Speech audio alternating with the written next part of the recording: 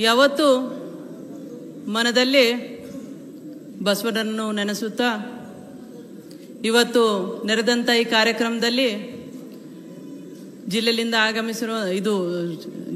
ಆಗಮಿಸಿರುವಂಥ ಎಲ್ಲ ಗಣ್ಯರೇ ಹಾಗೂ ರಾಜ್ಯದಿಂದ ಆಗಮಿಸುವಂಥ ನಿಖಿಲ್ ಕುಮಾರಸ್ವಾಮಿ ಅವರೇ ಮತ್ತು ಆತ್ಮೀಯ ಅಣ್ಣಂದರಾದ ಹಾಗೂ ಈ ಕಾರ್ಯಕ್ರಮದ ಕೇಂದ್ರ ಬಿಂದು ಆಗಿರುವಂಥ ಅಣ್ಣಂದರಾದ ಅಪ್ಪುಗೌಡ ಪಾಟೀಲ್ರವರೇ, ಈ ಸಮಾರಂಭದಲ್ಲಿ ಉಪಸ್ಥಿತರುವಂಥ ದೇವರಹಿಪ್ಪರಗಿ ಮತಕ್ಷೇತ್ರದ ಶಾಸಕರಾಗಿರುವಂಥ ರಾಜುಗೌಡ ಅಣ್ಣವರೇ, ಈ ಸಭೆಯಲ್ಲಿ ಇವರ ಎನ್ನದೇ ಈ ಜಿಲ್ಲಾ JDS ಅಧ್ಯಕ್ಷರೇ, ರಾಜ್ಯ ಮಹಿಳಾ ಘಟಕದ ಅಧ್ಯಕ್ಷರೇ, ಇಲ್ಲದಂಥ ಎಲ್ಲ ನನ್ನ ಆತ್ಮೀಯ ಹಾಗೂ ಗಣ್ಯಗಳೇ ಅಂತ ಹೇಳುತ್ತಾ, ಯಾಕಂದರೆ ಸಮಯದ ಅಭಾವ ಇದೆ, ಹಾಗೂ ಮಾಧ್ಯಮದ ಮಿತ್ರರೇ, ಮತ್ತೆ ಯಾವತ್ತು ಅಪ್ಪುಗೌಡರ ಬೆನ್ನೆಲುಬಾಗಿ ನಿಂತಿರುವಂಥ ಹಾಗೂ ಈ ಬಾಗೇವಾಡಿ ಕ್ಷೇತ್ರದ ಹುಲಿ ಆಗಿರುವಂಥ ನಿಮ್ಮೆಲ್ಲ ಅಭಿಮಾನಿಗಳಿಗೆ ನನ್ನ ಅನಂತ ನಮಸ್ಕಾರಗಳು.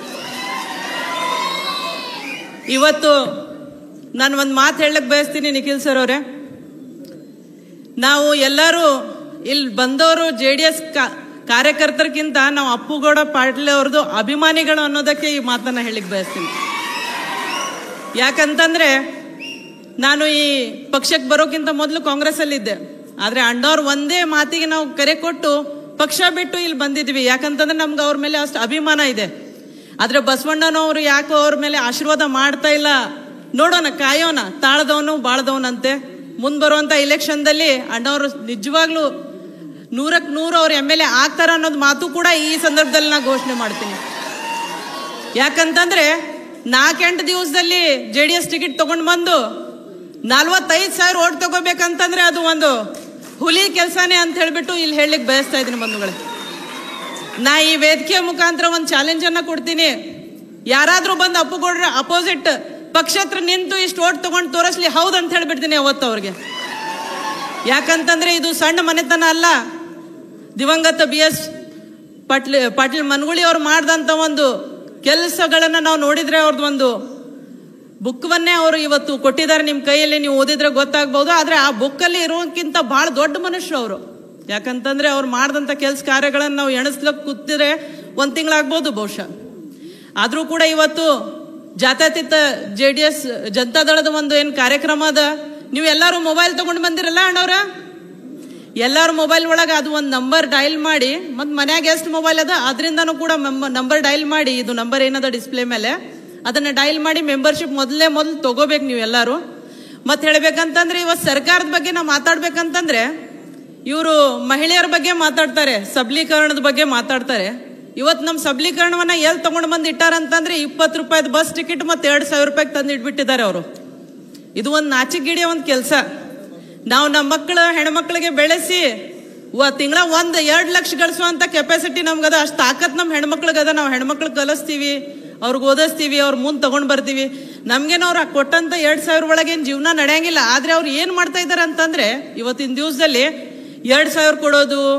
ಈಗ ಈಗ ಮೊದ್ಲು ಕಲ್ತವ್ರು ಡಿಗ್ರಿ ಆದ್ರು ಒಂದ್ ಸ್ವಲ್ಪ ಓಡಾಡಿ ಹುಡುಕಾಡಿ ಡಿಗ್ರಿ ತಗೊಂಡು ಜಾಬರ ಹುಡುಕ್ತಿದ್ರು, ಅವ್ರಿಗೂ ಕೂಡ ಮನೆಯಲ್ಲಿ ಕೂಡ್ಸುವಂತ ಕೆಲಸ ಮಾಡಿ ಅದು ಒಂದು ಯೋಜನೆ ತಗೊಂಡ್ ಬಂದ್ಬಿಟ್ಟಿದ್ದಾರೆ ಅವರು. ಅದು ಎಲ್ಲ ಹೊಲಸು ಯೋಜನೆಗಳದಾವು.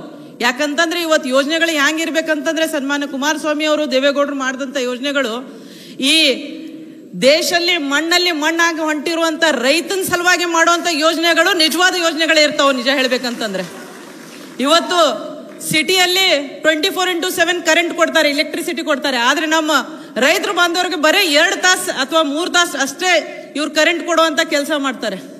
ಎಷ್ಟು ಸಫರ್ ಆಗ್ತಾರೆ ಅವ್ರು, ಎಲ್ಲೂ ಹೋಗುವಂಗಿಲ್ಲ ಬಿಡುವಂಗಿಲ್ಲ. ರಾತ್ರಿ 2-3 ಗಂಟೆಗೆ ಎದ್ದು ನಮ್ಮ ರೈತರು ಬಾಂಧವರು ಎಲ್ಲರೂ ನೀರು ಕಟ್ಟುವಂತ ಕೆಲಸ ಮಾಡ್ತಾರೆ. ಹುಳ ಹುಪ್ಪಡಿ ಹಾವು ಏನೂ ನೋಡ್ಲಾರ್ದವ್ರು ತ್ರಾಸ ಮಾಡ್ಕೊಂಡು ಎಷ್ಟೋ ರೈತರು ಹಾವು ಕಚ್ಚಿ ಚೋಳು ಕಚ್ಚಿ ತ್ರಾಸ ಮಾಡ್ಕೊಂಡಿಂತ ಅನುಭವಗಳನ್ನು ನಾವು ನೋಡಿದ್ವಿ. ಅದಕ್ಕಾಗಿ ಮುಂದೆ ಬರುವಂತ ಟೈಮಲ್ಲಿ ಜಯಕರ್ತ ಕುಮಾರಸ್ವಾಮಿ ಅವರು ಹಾಗೂ JDS ಸರ್ಕಾರ ಅಧಿಕಾರದಲ್ಲಿ ಬಂದ್ರೆ ರೈತರಿಗೆ ಆಗುವಂತ ಕೆಲಸ ಬಹಳ ಒಳ್ಳೇದಾಗುತ್ತೆ. ಯಾಕಂದ್ರೆ ಅವ್ರು ಈ ಹಿಂದೆನೂ ಮಾಡಿ ತೋರಿಸಿದ್ದಾರೆ, ಎಲ್ಲರೂ ಹೇಳಿದ್ದಾರೆ, ಈಗ ಹಿರಿಯರೆಲ್ಲರೂ ಹೇಳಿದ್ದಾರೆ. ಆದ್ರೆ ಮುಂದೆ ಬರುವಂತ ಟೈಮಲ್ಲಿ ಇದು ಒಂದು ಏನದ ಇದು ಭಾರ ನಮ್ಮ ಮೇಲೆ ಇದೆ. ನಾವು ಎಲ್ಲರೂ ಮನೆಗೆ ಹೋಗಿ ನಾವು ಒಬ್ರು 10 ಮಂದಿಗೆ ಕನ್ವಿನ್ಸ್ ಮಾಡಿದ್ರೆ 10 ಮಂದಿ JDS ಸಲುವಾಗಿ ಕನ್ವಿನ್ಸ್ ಆಗ್ಬಿಡ್ತಾರೆ. ಅದಕ್ಕಾಗಿ ಇತಿಹಾಸವನ್ನ ತಗೋರಿ, JDS ಏನ್ ಕೆಲಸ ಮಾಡಿದೆ ನಾನು ತಿಳ್ಕೊಂಡು ಮನ್ಯಾಗ ಹೋಗಿ ಹೇಳುವಂತ ಒಂದು ಕೆಲಸಗಳನ್ನ ಮಾಡ್ರಿ ದಯವಿಟ್ಟು. ಮತ್ತು ಮೇಲಾಗಿ ಹೇಳ್ಬೇಕಂತಂದ್ರೆ ಈಗ ಸ್ಕೀಮ್ ಹೇಳ್ತಾರೆ ಇವರು, ರೈತರು ಬಾಂಧವ್ರ ಮಕ್ಕಳಿಗೆ ಒಂದು ಸ್ಪೆಷಲ್ ಸ್ಕೀಮ್ ಪ್ಯಾಕೇಜ್ ಘೋಷಣೆ ಮಾಡ್ಲಿ ಸರ್ಕಾರದವರು. ಒಂದು ಎಜುಕೇಶನ್ ಸಲುವಾಗಿ ಸಾಲಿ ಕಲಿಯಕ್ಕೆ ನಿಮ್ಮ ಮಕ್ಕಳಿಗೆ ಒಂದು ಸ್ಪೆಷಲ್ ಘೋಷಣೆ ಮಾಡಬೇಕು, ಅಥವಾ ಹೆಣ್ಮಕ್ಳಿಗೆ ಒಂದು ಸ್ಪೆಷಲ್ ಸ್ಕಾಲರ್ಶಿಪ್ ಘೋಷಣೆ ಮಾಡಬೇಕು. ಅಂಥದ್ದು ಕೆಲಸ ಏನು ಸರ್ಕಾರ ಮಾಡಂಗಿಲ್ಲ. ಈ ಕಾಂಗ್ರೆಸ್ ಸರ್ಕಾರದ ನೀತಿ ಏನದ ಮೊದಲಿಂದ ಹಿಡ್ಕೊಂಡು ನಾವು ನೋಡ್ತೀವಿ, ಬಡವರು ರೇಷನ್ ಅಕ್ಕಿನೇ ತಿನ್ಬೇಕು, ಬಡವರು ಬಡವರಾಗೆ ಉಳಿಬೇಕು, ಶ್ರೀಮಂತರಾಗೆ ಉಳಿಬೇಕು ಅನ್ನೋದೇನು ಭಾವನೆ ಇವ್ರು ಇಟ್ಕೊಂಡ್ಕೇರಿ 2,000 ಇದು ರೇಷನ್ ಅಕ್ಕಿ ದುಡ್ಡು ಕೊಡ್ತಾ ಇದಾರಲ್ಲ, ಇದು ಎಲ್ಲ ಹಾಳಾದ ಸ್ಕೀಮ್ಗಳದಾವು. ಅದನ್ನ ನೆಮ್ಲಾರ್ದೆ ನೀವು ಮುಂದೆ ಬರುವಂತ, ಯಾಕಂತಂದ್ರೆ ಇಲೆಕ್ಷನ್ಸ್ ಮುಂದೆ ಭಾಳ ಉಳ್ದಿಲ್ಲ, ಒಂದು 2-2.5 ವರ್ಷ ಆದ್ರೂ ಗೊತ್ತಿಲ್ಲ ಯಾವಾಗ ಸರ್ಕಾರ ಬೀಳುತ್ತೆ, ಯಾವಾಗ ನಾವು ಅಧಿಕಾರದಲ್ಲಿ ಬರ್ಬೋದು ಅದು ಗೊತ್ತಿಲ್ಲ. ಇನ್ಶಾಲ್ಲ ಬರ್ಬೋದು ನಾವು. ಆದ್ರೆ ಮುಂದೆ ಬರುವಂತ ಟೈಮಲ್ಲಿ ಹೀಗೆ ನಾವು ಸ್ಟಾರ್ಟ್ ಮಾಡಿದ್ರೆ ಪ್ರಿಪರೇಷನ್, ಹೀಗೆ ನಾವು ತಯಾರಿಯನ್ನ ಮಾಡಿಕೊಂಡು ಮುಂದೆ ಬರುವಂತ ಇಲೆಕ್ಷನ್ಗಳಲ್ಲಿ ನಮ್ಮ JDS ಸರ್ಕಾರ ಅಸ್ತಿತ್ವದಲ್ಲಿ ಬರಬೇಕು, ಅಧಿಕಾರದಲ್ಲಿ ಬರ್ಬೇಕಂತ ಒಂದು ಎಲ್ಲರೂ ಕೆಲಸ ಮಾಡ್ತೀರಿ ಅಂತ ಇಲ್ಲೇ ಒಂದು ಪಣವನ್ನ ಕಟ್ಟಿ ಒಂದು ಆನೆವನ್ನು ತಗೊಂಡ್ರಿ, ನೀವು ಎಲ್ಲರೂ ಒಂದು ಸಿಪಾಯಿಗಳಂತೆ ಕೆಲಸ ಮಾಡ್ತೀರಿ ಅಂತ ಹೇಳ್ಬಿಟ್ಟು, ಮತ್ತು ಸಾಮಾನ್ಯ ಕಾರ್ಯಕರ್ತರಾಗಿ ನಾವು ಇನ್ನು ಪಕ್ಷದಲ್ಲಿ ದುಡಿತಾ ಇದೀವಿ. ಆದ್ರೂ ಕೂಡ ನಮಗೆ ಸ್ಟೇಜ್ ಮೇಲೆ ಕರೆಸಿ ಮಾತಾಡ್ಲಿಕ್ಕೆ ಅವಕಾಶ ಮಾಡಿಕೊಟ್ಟಂತ ಈ ಬಸವನ ಬಾಗೇವಾಡಿ ತಾಲೂಕಾ ಅಧ್ಯಕ್ಷರಿಗೆ ಹಾಗೂ ಇಲ್ಲಿದ್ದಂತ ಎಲ್ಲರಿಗೂ, ನಿಮ್ಗೆಲ್ಲರಿಗೂ ನನ್ನ ಅನಂತ ಹೃದಯಪೂರ್ವಕವಾಗಿ ಅಭಿನಂದನೆಗಳನ್ನ ಹೇಳಿ ನಾನು 2 ಮಾತು ಮುಗಿಸ್ತೀನಿ. ಧನ್ಯವಾದ. ಜೈ ಹಿಂದ್, ಜೈ ಕರ್ನಾಟಕ, ಜೈ JDS. ಧನ್ಯವಾದಗಳು. ವೇದಿಕೆ ಮೇಲಿನ ಆಸೀನರಾದಂಥ